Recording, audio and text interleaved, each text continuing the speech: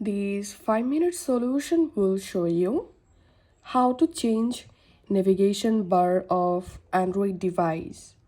Navigation bar is, as you can see at this at the bottom of this mobile, here we can see a back button and recents button and a menu button.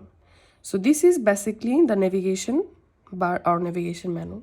To change this navigation menu, go to your Android phone settings and tap on display. Here scroll down and search for navigation bar. Tap on it. And here you can select buttons or swipe gestures. If you select buttons, then you can change your navigation bar button order. You can select this first option or the second option.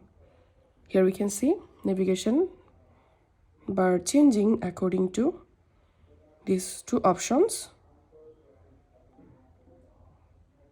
Also, you can click on more options to see more options. Now let's select swipe gesture.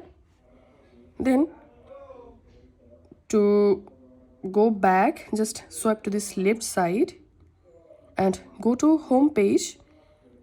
At the middle, you have to swipe like this. So that's how we can change navigation bar of Android device.